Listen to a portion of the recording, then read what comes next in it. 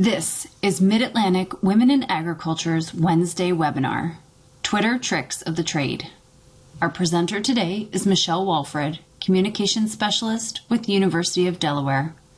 All archived presentations, along with all upcoming presentations, can be found at our website, and a special thank you to our sponsors. All materials mentioned during Michelle's presentation can be found at our website, and her email address is provided for questions. Thank you for listening.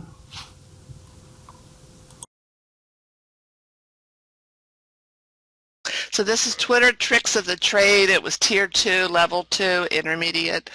So this is, we're going to talk about some strategic things you can do with Twitter. If you are a Twitter newbie, I advise you to take a look at our first session, which was Twitter for Newbies.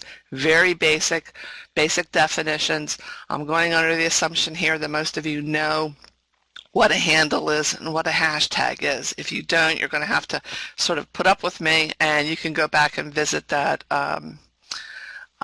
webinar, which is posted on Women in Ag for some foundation vernacular and tricks.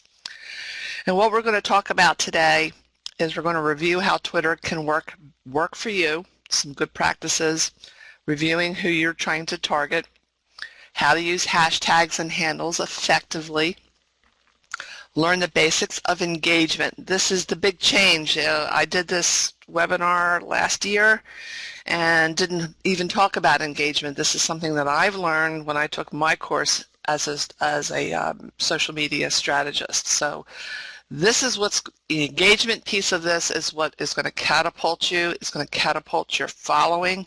I didn't believe it until I actually saw it and saw it happen to me personally and through the accounts that I manage. It is where it's at on Twitter and actually for Facebook as well.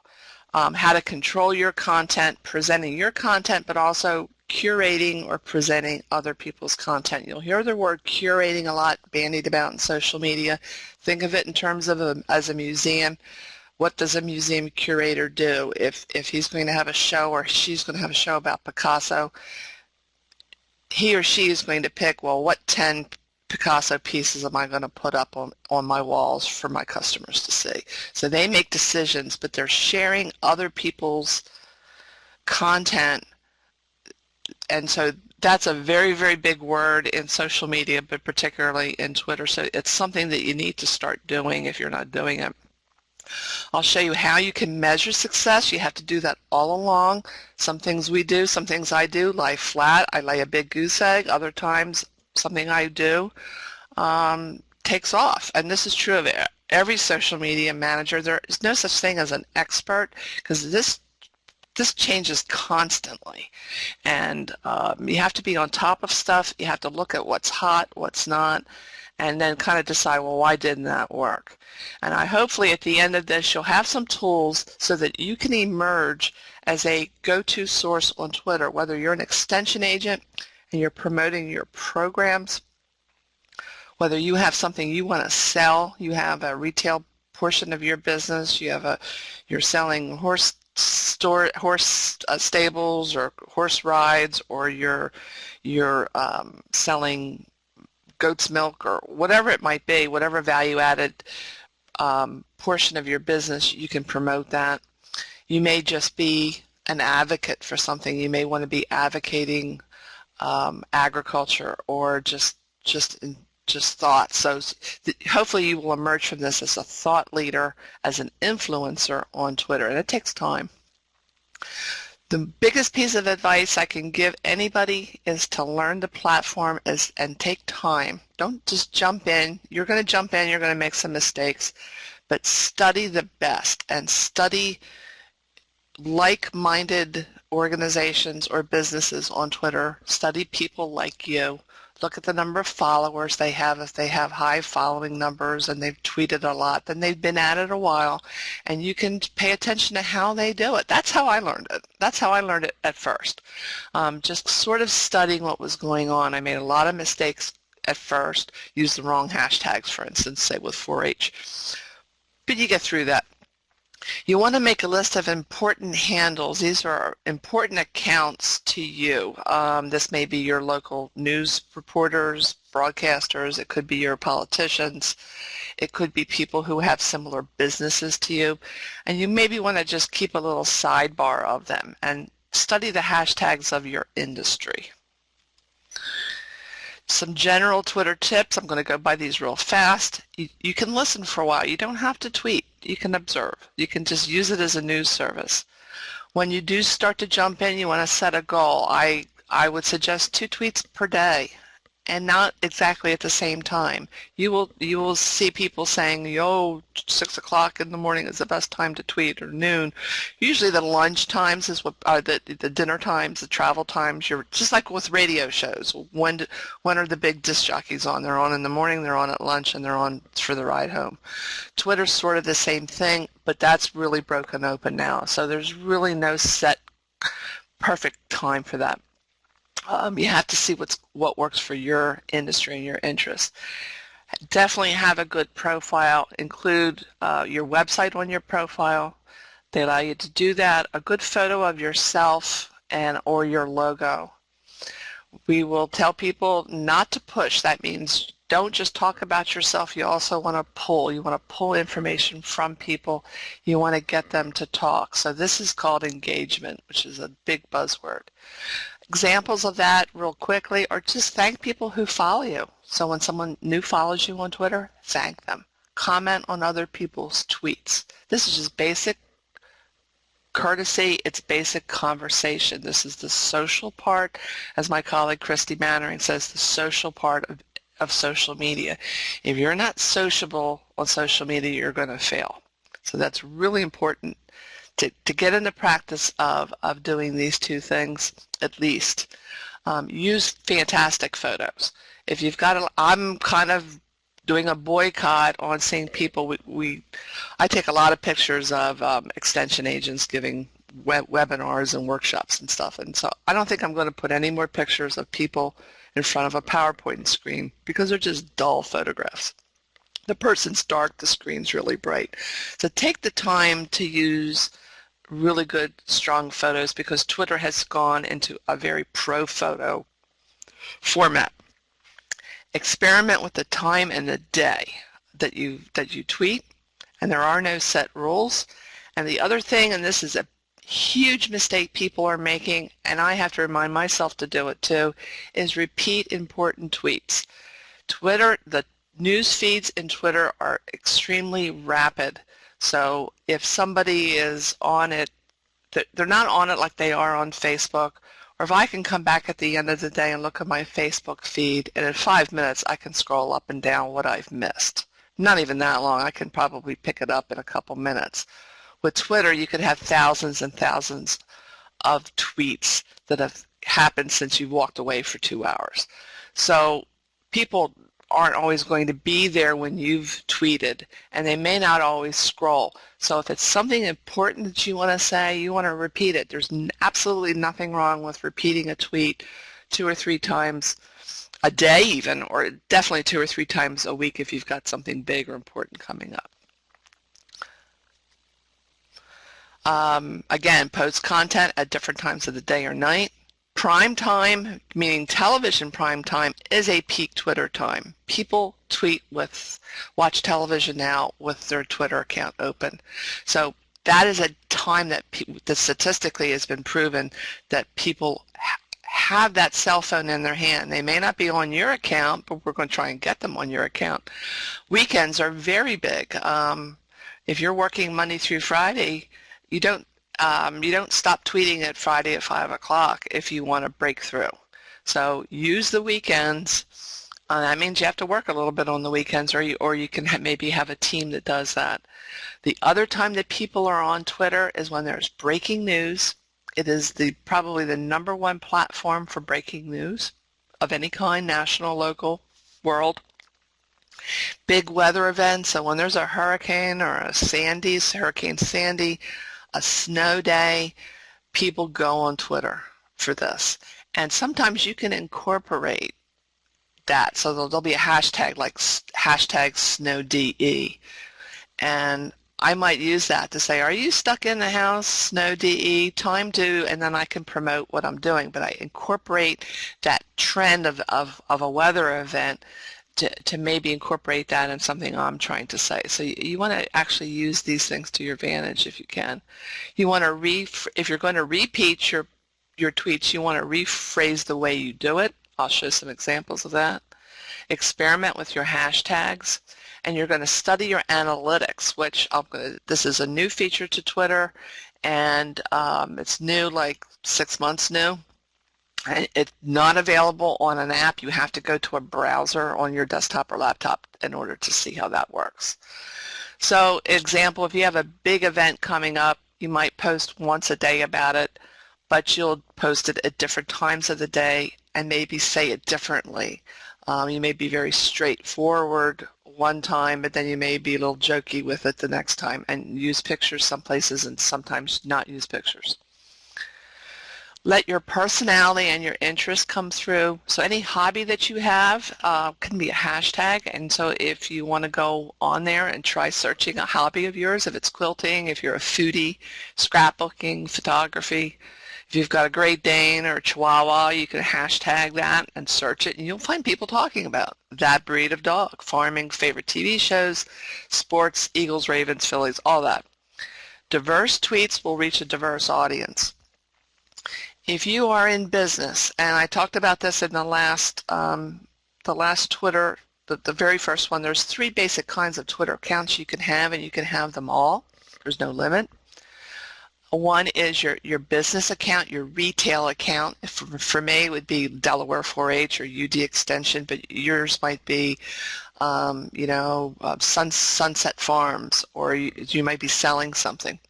That's a business, what I call a business account or an organizational account. Then you can have what I have, which is an individual Twitter account, but it is highly identified with my professional life. So there's nothing on that. It's my real name. There's nothing on that Twitter account that I would be embarrassed if somebody Googled it and found it. Nothing they could throw up at my face and say, oh, this is off the wall, Michelle. This is not a really good reflection of what the University of Delaware believes. Even though I say my tweets are my own, I'm mindful when I'm tweeting under that account that I've identified myself as who I am and where I work. Then I could have a personal account, or I can rant and rave about politics, or I could voice opinions, and that's fine. Kids go on Twitter under their real names and drop the F-bomb, and they do all kinds of crazy things, and they don't realize that that's part of their brand. And if you are in business and you are going to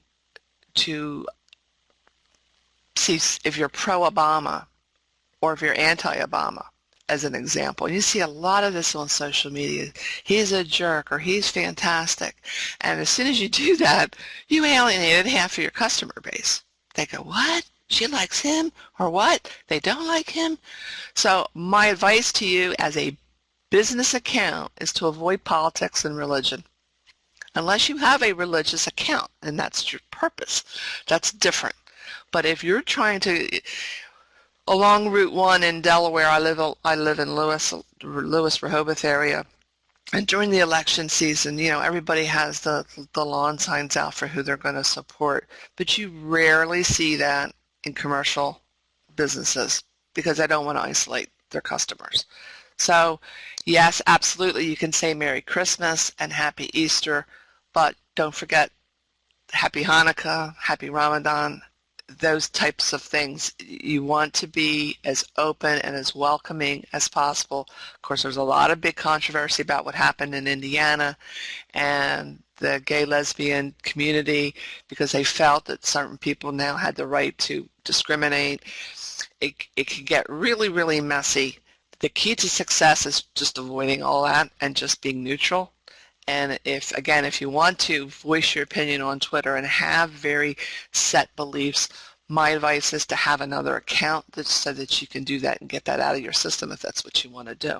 So, take it or leave it, but that's the advice that we were all given too, is to try to stay neutral if you're trying to promote a brand in particular. It's a micro blog. And like all bloggers, having an identity is helpful.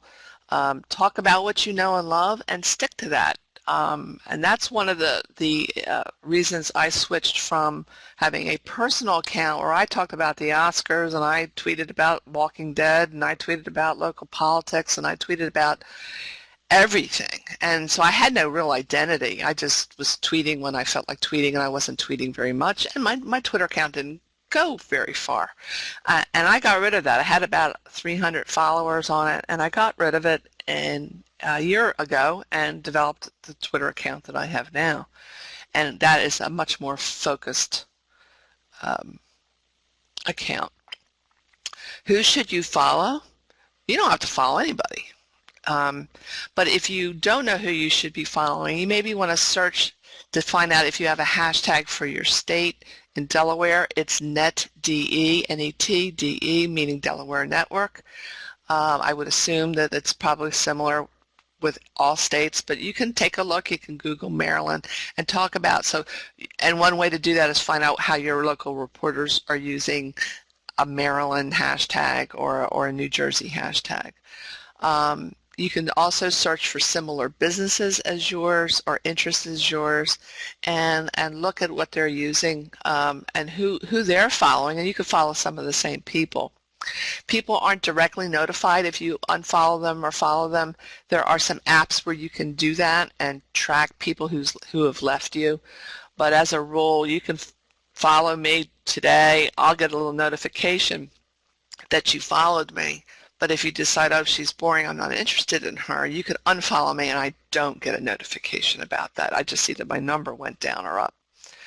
You want to use an editorial calendar if you can, if you're a big business, and we'll talk about that in a minute. Know your national days and beware of commemorative days. Today is Earth Day, so that's trending all over Twitter right now.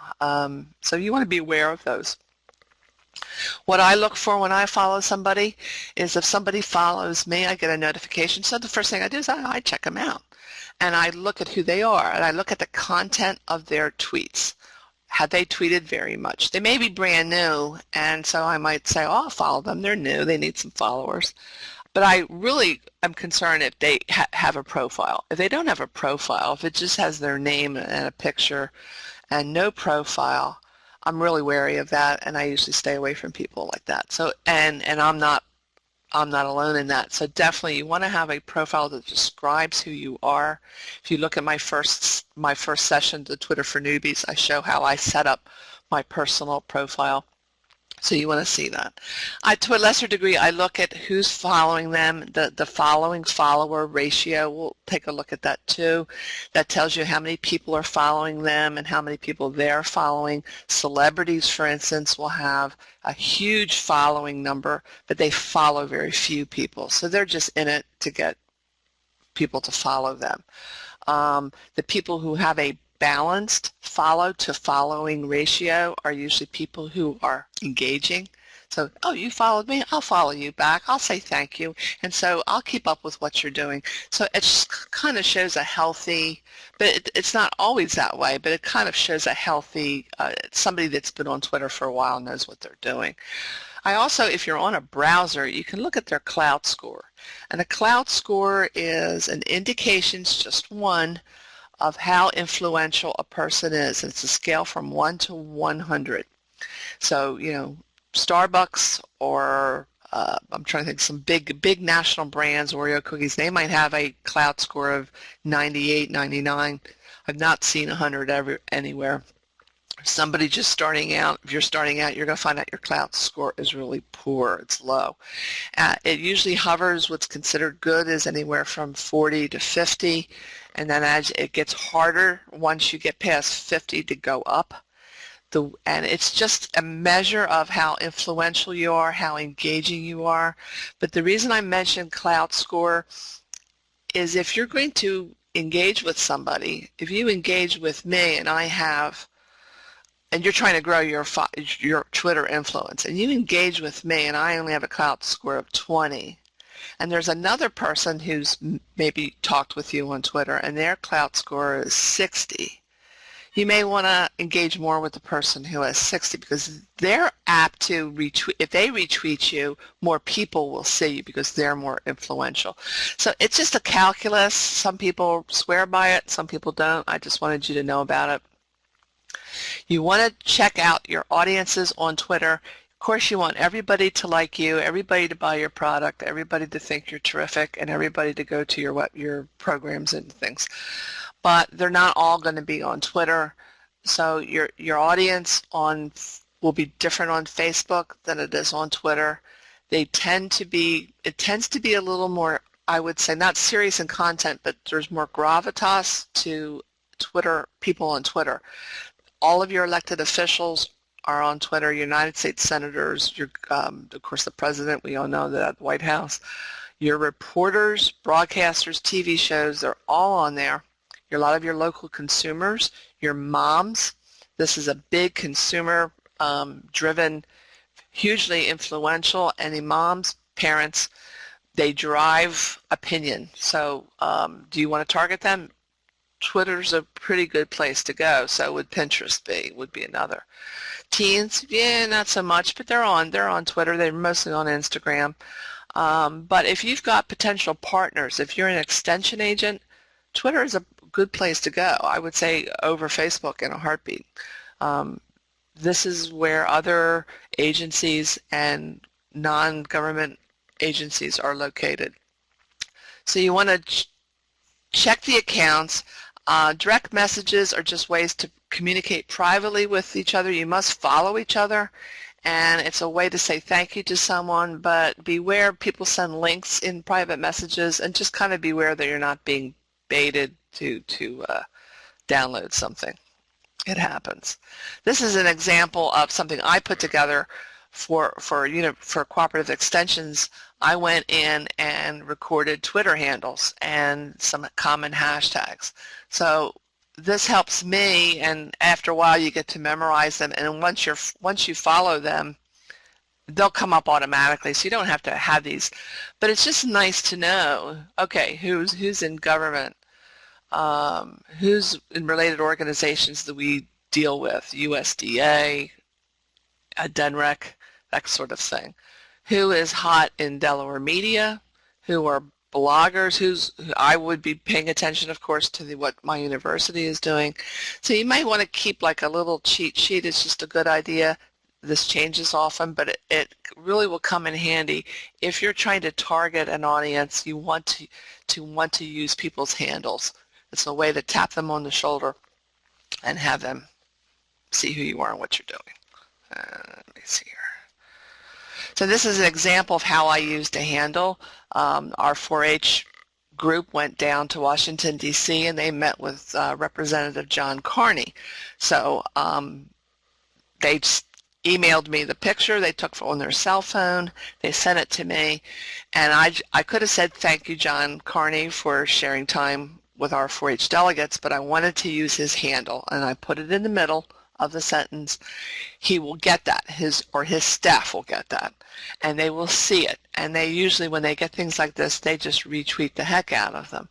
So you can put it at the, we'll talk about the placement.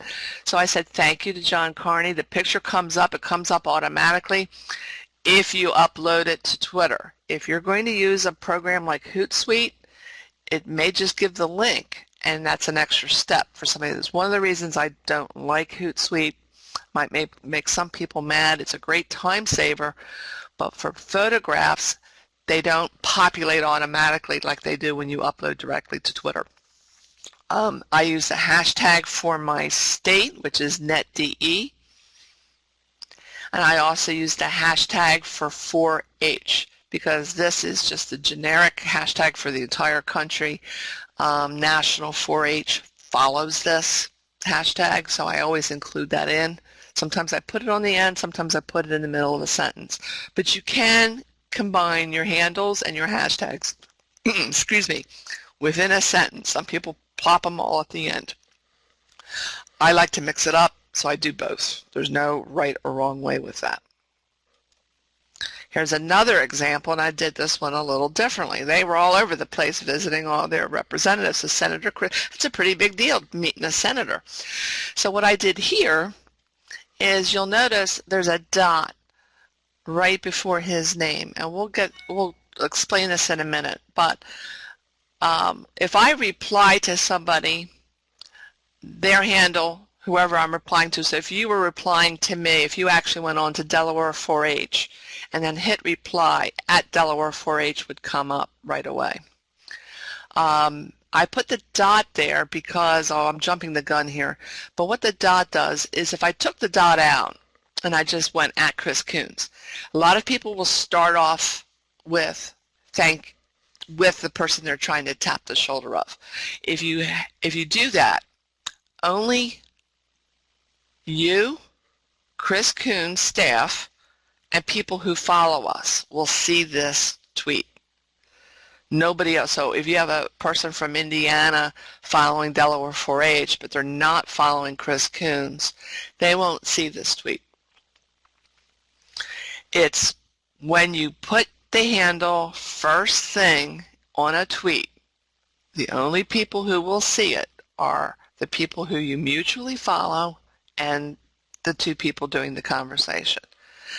Putting the dot in front of it changes this to a text. It puts a text field. So you're starting to see a lot of this in Twitter. So when you see a dot in front, it means that the person tweeting, in this case it was me for Delaware 4-H, well, I want everybody to see that our kids met our senator. I think that's pretty cool. So I put the dot in front. Thank you for meeting with our, notice I abbreviate where I can. You only have a few, with our 4-H delegates, and for your continued support, NetDE. And then I saw that this event that was going on, I saw that that event had its own hashtag called 4-H Youth Impact, so I used it. So that was something I didn't know when I did this one. But then I started paying attention a little bit and I saw, oh, everybody's using this hashtag, so then I incorporated it. So it's a continual learning process. Don't be flummoxed by it. All right, here we go with the handle replacement, and this is, you have handouts you're going to be able to download, so you can refer to this later. But at M. Walford, thanks for the retweet. We really appreciate it. That's something that you would do to somebody to say thank you. Hey, you would hit that reply button. It would go. This will only be seen by you, me, myself, which is Michelle Walford, and anybody that we have that we mutually follow. This is the default reply position. But again, what if I was famous and you wanted everybody to know? What if I was Kim Kardashian and then you would go, oh, I want everybody to know that, like, we're buds? Then you would say, okay, you would put that dot in front. That opens that whole thing up, and now everybody, but Chris Coons still gets it. They still get a little notification that, and they'll get the little virtual tap on the shoulder. Nothing changes for Chris Coons. It just, this makes this private. More a private tweet, it makes it public. So you're seeing this a lot on Twitter, and that's why. But I could also just throw it in the middle of the sentence and it does the same thing. It's just that some people like to lead with who it is that they're talking about. It's like an introduction, use somebody's name first. This and this, there's no real difference in how Chris Coons will see it. This is more upfront and gets more attention. But putting it in the middle of a sentence or at the very end, really no difference as far as he's concerned. He's still going to get it and will probably retweet it, which is what you want. But in this case of this pretend tweet, I also put in the 4-H camp, so I put the hashtag for 4-H here, but I did something else. I used the handle. I want to make sure 4-H probably has a program where they, every once a week or once a day, they go in and they search for this hashtag. But there's going to be tons of it. I want to tap them on the shoulder and say, hey, for National 4-H, guess what our kids just did? They just met Chris Coons. Isn't that cool? So I used both a hashtag and their handle because I wanted to make sure I'm targeting National 4-H and making sure they see this tweet. And they will retweet our stuff, particularly if I do this. Would they, if I had not done this, if I crossed this out, if I had only done this, would they have seen the tweet? Probably, but maybe later. This really puts it front and center to them. Even though it's tacked on at the end, it doesn't matter. They will get a little notification button that they've been mentioned, and they'll be all over it to find out what it was. So in this case, this example, the senator will see it, so will everyone else. And I want a national 4-H to see it, so I added their handle at the end. If you have room and you want to target somebody, then that's how you do it. That's how you target somebody. So if you've done a great program and you want to show somebody, hey, look at what we did, use their handle. So if you've got great landscape pictures to show, and there's a gardening event, you could say, hey, check out this before and after picture, and put their handle in. Or if you want to make sure that your governor sees what the impact of your program, or if you want somebody who's a big they talk about goats and you have some new goat milk soap or something and you want them to see it, you could target them. It takes time. It's an individual practice, but it's a really good way of targeting.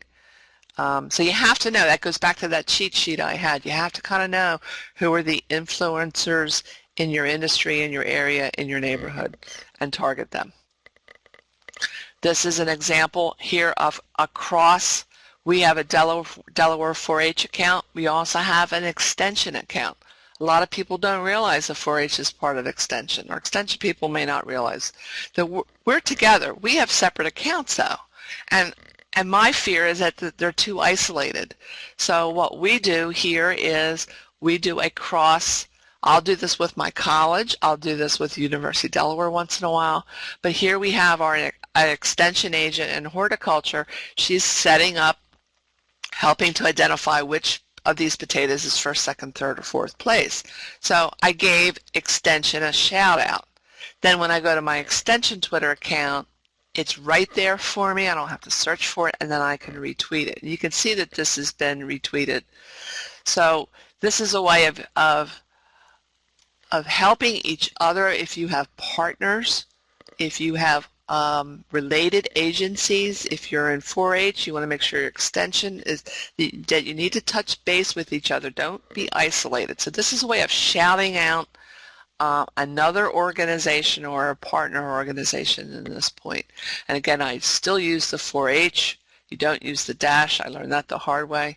And I use always, always, always, and unless I'm careless, I always try to put in the net DE, because that's the overall catch-all that reporters will look at. So if it's a dull, slow day, maybe a reporter will see that and say, you know what, I'd like to maybe write a story about this activity. So this is why you want to try to find out what your state is using as a news catch-all, and that's that hashtag. Just some other examples here. Last week was Volunteer Week, so we were shouting out our volunteers, so I put 2 pictures up. And last year, Master Food Educators, I put Volunteer DE because that's the hashtag that volunteers in Delaware use. So how do I know that? I learned it because I pay attention, and that's the thing about studying. So, and then there was a national hashtag called Volunteer Week, which was actually trending. But so I pulled the 2 of those together. I actually put University of Delaware in there because I wanted them to know these are University of Delaware volunteers. They might want to retweet that. And then an interesting financial tidbit that they donated. This particular set of volunteers donated this amount of hours. It relates to this amount of money to the community. So it's just something that you just do here and there. So hashtags, in summary, they're a way to categorize conversations. They're a keyword. They're used in searches. They're how people are going to find you. You want to look. You can use it to look for what is trending. Today would be Earth Day, would be a really great example. You also want to consider creating your own brand hashtag. Then that is given. Now we have one in extension. It's called UDEXT. If you have a winery, if it's Walford Winery, my hashtag might be W Wines or something like that. But you create a hashtag and you want people to, or if I were, and we'll go to this example, if I had an apple orchard, And I want people coming in, they're buying my apples and they're walking away with a big bag of apples. I want to know what you did with them. Maybe when you're home, when you're tweeting or you're making applesauce, or maybe you're making an apple pie with it. I would love it as the owner of that orchard if you took a picture of that apple pie and put it on Instagram, which people do with food, and they do it on Twitter, and then use my hashtag. Because then I can see it and go, oh, look what people are doing with my apples. Look at what people are. It's a way of curating. So, for instance, from now on our extension brochures, people go to master gardening workshops. They bring their smartphones. They might take a picture as the master gardener holds up the hydrangea.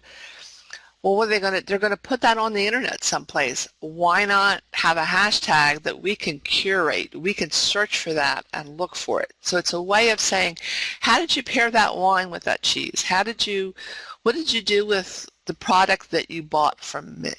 I would love to see how you did it. So this could just be a little piece of paper you stick in a bag that you give with your customers. It could be put on your literature, but an internal hashtag will help you curate, and you can get their social media buzz. It helps you capture their social media buzz, and then you can use it to go, look how people love us. Look how people are using our stuff. So this is the benefit of having an internal hashtag. You can also have an event hashtag. For instance, we have Ag Day 2014. Well, now it's 2015. So we have Delaware Ag Week is another one we use. But this is an event. We're going to have this next week, Ag Day 2015. I didn't get to correct that. So this Saturday is Ag Day, and we're hoping that when people are there and they're there with their kids and they're taking pictures of the little fuzzy sheep and the flowers and all that pretty photo op stuff, we want them to use that hashtag, because then we can go collecting it and retweeting it. So this is part of the engagement piece. All right, so this is this is the same thing. This is a duplicate slide, so I'm going to keep moving. You can incorporate your hashtags into sentences. This is an example of get garden help you can trust. I use a location hashtag. This is for every city and every county in Delaware. So if you're in Delaware, this is what we do. It's Wilm, DE, Lewis, DE, Rehoboth, DE, Milton, DE, and then we have the 3 counties, NCC, DE, Kent, DE. So this is how you can pull a little bit of a location following in as well. Here's tweet effectively. So here's an equate. This is an actual tweet that somebody did. You said 4-H palindrome robotics creation at Robotics Day at Barclays, which is this bank in Wilmington. So this is the actual tweet that they did. They tried. They used the UDEXT, which is good, so I could curate that. They used 4 with a dash in the middle, which is the wrong hashtag. On the internet, a hyphen is like an internet break. It's an HTML break, so this is why we avoid it. And they use net-to-e, so that's great. They did a good job. It's not a bad tweet. This would have been better. 4-H palindrome creation at robotics, because we're trying to promote science, and people follow robotics not necessarily knowing that 4-H does it. So this is, if they were following robotics, they would come across this and maybe learn something that 4-H did. So it's a way of pulling that interest group, that hobby, into our tweet. At Barclays. Now, this wasn't a Barclays event, but I noticed they had a Twitter handle, so I wanted to, they made the space available to us, so it's a way of thanking them.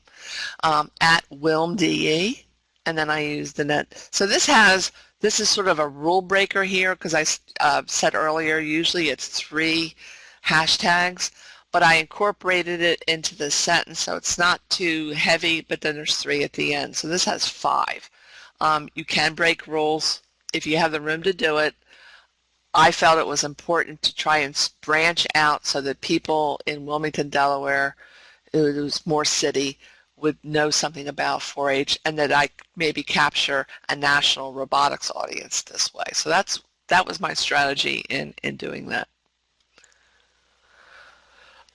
Here's an example of Things that we retweet, again, this is 4-H volunteer, and this is a Klout Score. So this is UD Extension. We've only been really at this a year, so we have 46 Klout Scores, so we're average. 4-H Delaware leaders saluted at a recent forum. I used a link shortener. I targeted John Carney because he spoke at it. I just put it in the middle, and then I put NetD at 4-H. I wanted National 4-H to see it. I've already talked about this already. So these are just some other examples. This is something that I would retweet. Bear, obviously we follow agricultural people. So Bear Crop Science talked about a honeybee, and it's just an interesting statistic about honeybees, and I thought it was interesting, so we retweeted their content. It's not an extension document or anything like that, but this is an example of retweeting other people's content. When you make other people look good, they'll notice you anytime you retweet somebody. So this was my middle of the night analogy that I had last night, and how to get your Twitter account on the map, and I'm going to have to go through this fast. I'm running out of time. Let's pretend I have an apple orchard. So here's my apple, and it's called Walfred's Orchard. It's totally fake business. On Twitter, what would I do? So what would you do on Twitter? Then this is what everybody does. They promote their website. They'll put a link out. They'll promote products and sales and specials. So I'm going to tell you what apples have come in and how juicy they are and how delicious, and I have pictures up. I might maybe I open up my orchard for events, tours. Maybe I have an apple bobbing contest in October. Maybe I have weddings. So this might be what you would consider to be a typical tweet that somebody like this business would do. Our Rome apples are in. Mention this tweet and receive 10%. A link to my fictitious website, and I put FarmDE and NetDE. This is what everybody does, and there's absolutely nothing wrong with this. But it's not where and this would be the kind of pictures I would put in. This would be a photograph that I might include in my tweet. It's nice. This one's better. These aren't my kids, but this shows human interaction with my product, so it's a little bit more, people respond to smiling faces, they respond to cute animals and to kids. So this would be a good photograph, this would be a better photograph to use. So that would be the kind of stuff that you do, and if you've got the basics of Twitter down, that's what you'll do. But is that my Twitter strategy? Do I stop with that? And this is where everybody goes wrong. So you need to become engaged.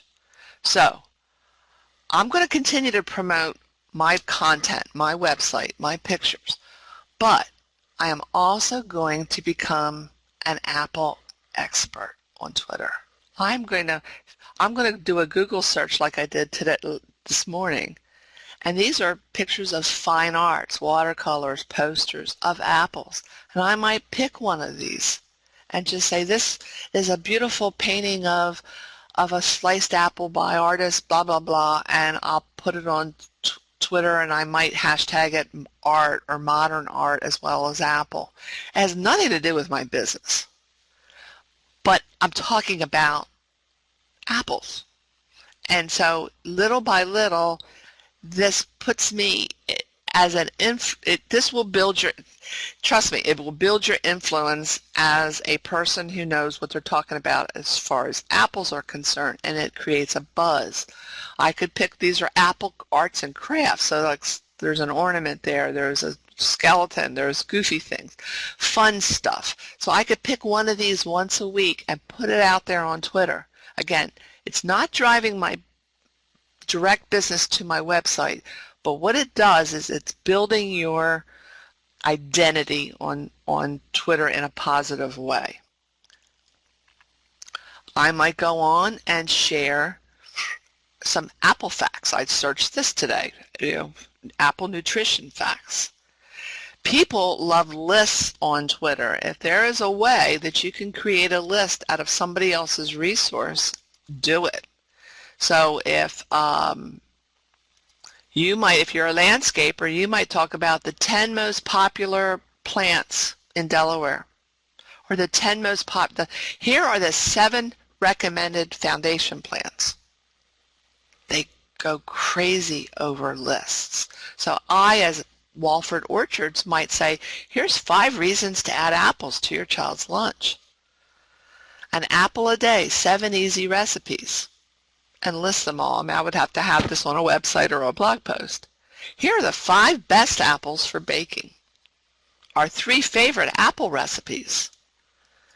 Here's some 4 hard cider brews to check out, because we're making all this, hard cider now.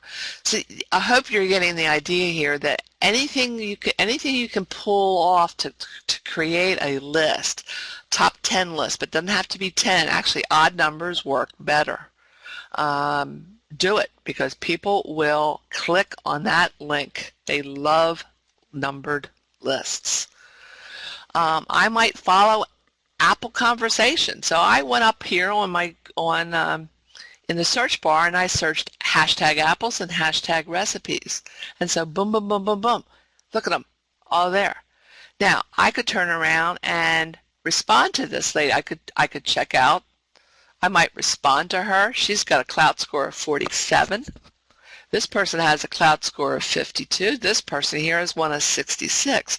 So strategically, if I'm going to follow anybody, it's not to say I wouldn't interact with T.N. Griffin here with a score of 29. She's probably new at it.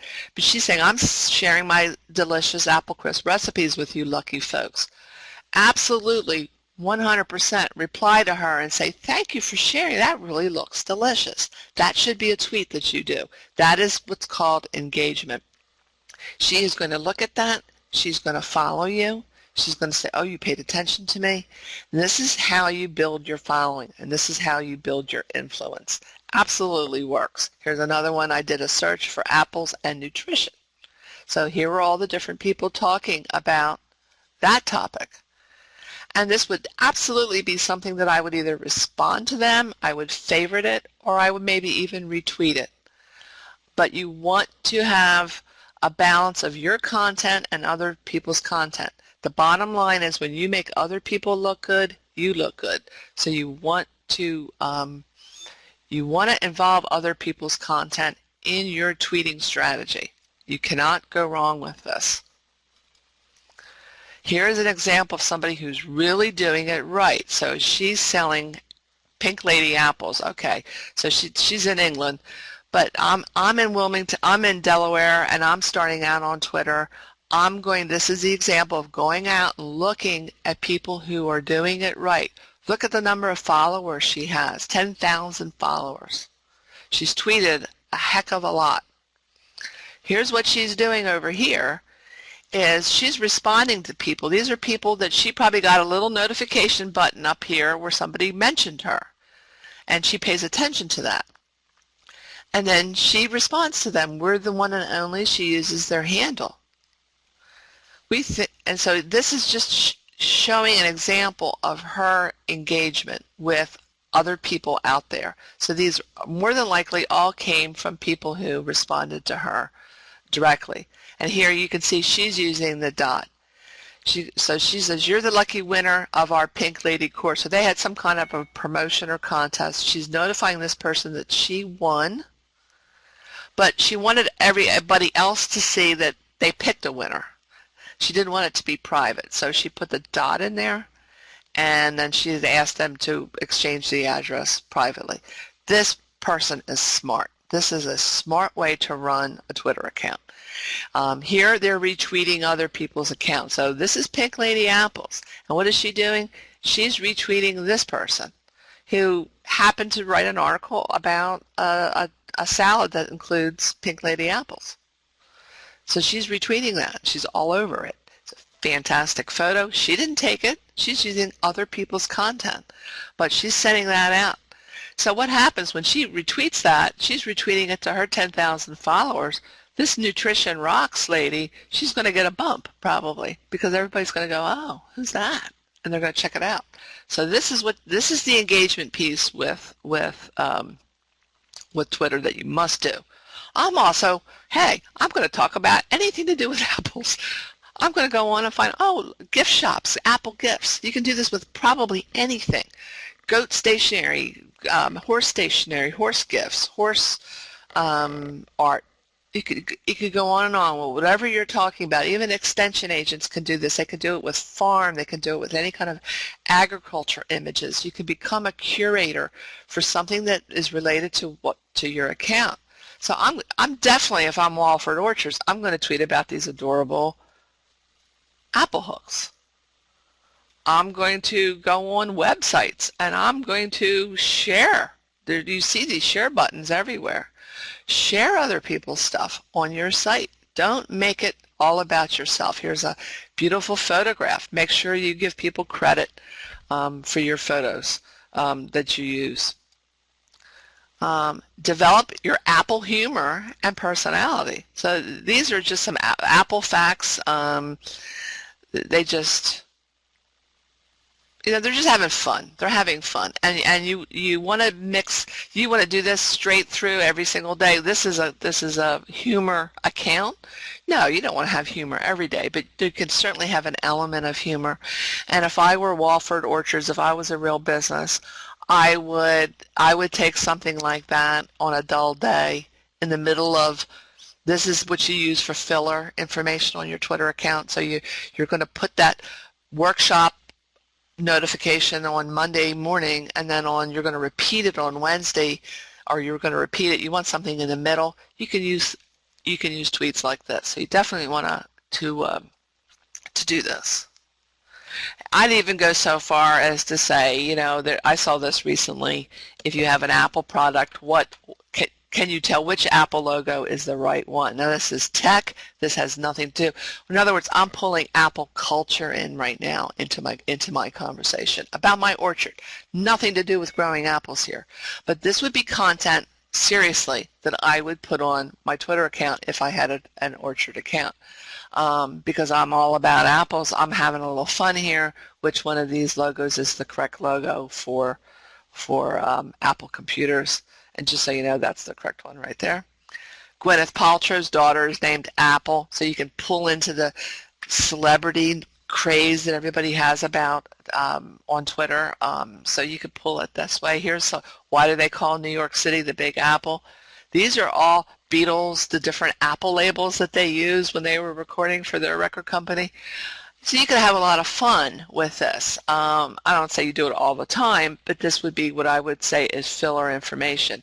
And what happens is you become the topic thought leader.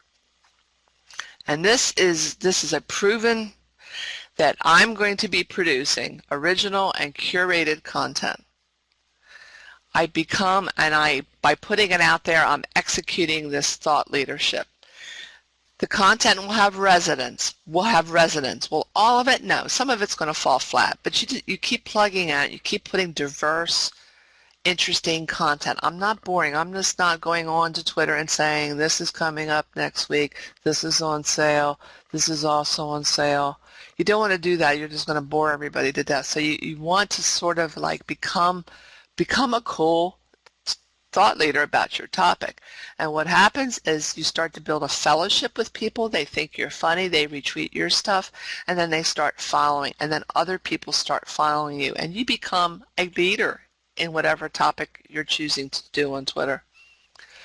This was a client we had in our class. We had an educational client. This was part of our University of Delaware Strategic, and they were an education group in Delaware.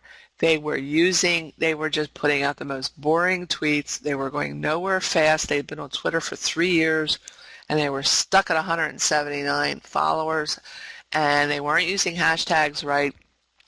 So in my presentation, I did this graphic where I said, you need to find out who else is talking about education in your community, and you need to be targeting them. So you need to be targeting, and I don't know where my arrow's not working.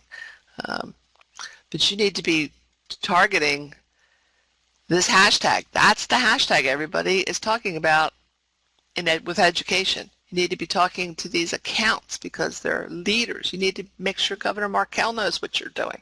You need to be talking about volunteers because they use volunteers. This is the News Journal's beat reporter on education. So you need to build a relationship with them. So hopefully you see what's going on here. You become you become the center of the hub, and you start reaching out with hashtags and with accounts that have to do with your organization. This was an example I showed them. I gave them an example that here's Red Clay talked about they had a career fair, some kind of a family fair, and they didn't respond to that, so I made up a mock tweet, and I said, this is what I would have done if I were you. I would have gone in and replied to them and said, wow, this looks like a great turnout. This is an example of engaging with this account, which is something they weren't doing, and they're starting to do it now. Facebook. Now, I wanted to put this in context because let's say you have 500 followers on both your Facebook account and your Twitter account. What is the difference? Facebook right now will deliver organically 1 to 3% of your 500 followers. So you're going to put out this fantastic news on Facebook. You'll be lucky to get 50%. So you might get 50 people. So you get 50 people will see. Out of that 500, only 50 people are going to see what you posted. That's very, very frustrating. People will see it if the content is shared. So if it's not shared, the other 450 people who follow you never heard what you just said. And that's the reality of Facebook. So how do you get to all 500? You have to pay. So the one way around that is to try to have more engaging content, and you want your staff and friends to share the content. On Twitter, it's different. Your 500 followers, they are not censoring your content. So potentially, all 500 people will see your tweet. The problem, though, is Twitter is very, very fast. So if I'm following you and I am not on my computer, and I'm not on my phone 24/7. So I look at my phone periodically throughout the day. If I'm not on the phone the same time you tweeted, it's likely I will miss your tweet. I can go back and search it if I'm searching for a hashtag, or if I'm specifically interested in you, just like Facebook. I can go to your page, I can go to your account and see what you've done. But you really want you want to hit people while they're on the phone. So this is why you do need to repeat important tweets several times a day. If it's super important, by all means, put it out there 2 or 3 times a day, but just space it out. And that's why you need that filler information. You don't want to just see line after line after line after line of the same exact tweet coming out of your account. You want it to be like you're not spamming people. When people are checking you out, they want to see that you're having conversations. So just, you can repeat it more than once, but just space it out. Content. So this is an editorial calendar, and we're going to get. I'm going to speed this up. You're just going to have to take a look at this and trust me on it. Follow this account. This is daysoftheyear.com, and it tells you today's Earth Day. It tells you what's going on. Tomorrow's going to be Shakespeare Day. So it has all the quirky, goofy holidays that are commemorated. So I wonder, did Shakespeare ever mention apples? Could I, as an apple orchard person, could I use this? Absolutely. And so we discovered that the bard referred to apples as pippins. A pippin a day? Methinks not, Shakespeare. And then the hashtag would be Talks Like Shakespeare Day. So that's how I would parlay something that has nothing to do with agriculture into a tweet. I hope that makes sense, but it's a way of spinning a trending hashtag on and incorporate it with your account. The other thing I do is we created a theme day. Now this is just a guideline. It doesn't mean that I don't put 4-H content on Monday or Saturday, but within our organization we have theme days. So we will still do a Throwback Thursday. We will do a Wordless Wednesday. These are sort of national trends. But this gives us an idea of stuff that we could post. This would be for cooperative extension. So this is something that we've done Thank a volunteer on a Sunday. If you can't think of ideas, we created this. So this is called a content plan, not a editorial calendar. This is more of just give you some ideas of things that you could tweet, and this is all downloadable. Here's another example. You have a creamery. Come to our creamery, get 50% off. And then you put a link to the website. That's okay, but that's kind of boring. Here is a better tweet. Look what I've done. I've got this kid with ice cream all over his face. People are going to see that and they're going to notice that and go, oh my God, that's adorable. So this is a better tweet than this is. You just want to make sure you get model releases for your for any minors. We use videos now, so this is just an example of embedding YouTube. YouTube just pops right in when you share it on Twitter. If you're taking pictures of food, I went out to Sacramento for a conference, an extension conference, so I used the hashtag for that event. But I also went on and thanked them, and I said, "This is my, I'm eating this, and thank you." They retweeted this. They get a kick out of that. So it's just a way of shouting people out. It's just nice to do. You want to be nice. These are just, again, I'm going to skip through this, but we won a contest on 4-H. We won $10,000. It was a national 4-H contest called 4-H Grown. I had gone in prior and targeted reporters. You can see them here. So I went back and told them, we won it. Thanks for what you did, because they retweeted, they helped me. They helped me win this. So this is why you want to target people, because they can come in and help you out. So this is a thank you to them, but earlier I had done the same thing, saying, hey, if you could promote this link, we'd really appreciate it. Delaware's in the running for this contest. And we actually ended up winning. This is how you search for people. I think that's pretty obvious. And then here's a picture of another video that we did, just showing you how it looks. Really important, analytics. You have to be on a browser. You have to be on a desktop, laptop, Mac, PC, it doesn't matter, but you can't do it from a mobile device. You go down to your profile and click analytics. This is new, and it's fantastic. It will tell you how your tweets did. This is a really good example of probably something I should have retweeted. When I first tweeted it, boom, boom, boom, everybody sees it, and then it tapers off. I could have retweeted it again the next day and got some more legs out of it. As it is, I got 1,887 impressions. 5 people clicked on it. One of the reasons it got as many impressions as it did is I used Delaware Today, because it was a Delaware Today photographer taking this picture. They did retweet it, so their viewers saw it. So this is how you want to target it. I targeted Delaware 4-H because this was a 4-H project too. It was also not just a 4-H project, so it was retweeted from extension, tagged 4-H, tagged Delaware Today, tagged NetDE. And so your Twitter analytics will tell you how you did with that tweet. This is my account. Now this, I told you, my Twitter account's a year old. Back, so I started out with 0 tweets. Right here is where I began taking the social media course. So I was growing and building up. It takes a while. I was at about 230 followers when I started taking the social media course, and they gave me the advice I'm giving you.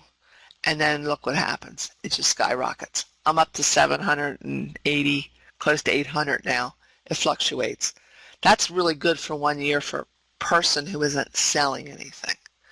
So I did it by taking the advice and engaging people, using hashtags strategically.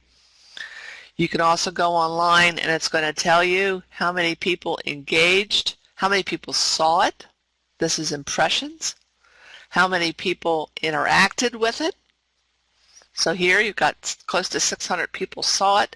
15 people interacted, so they did something with that tweet. They either looked at the picture or opened up the link. With an engagement rate of 2.5. That's still a low number. And so in this case, this was just last week.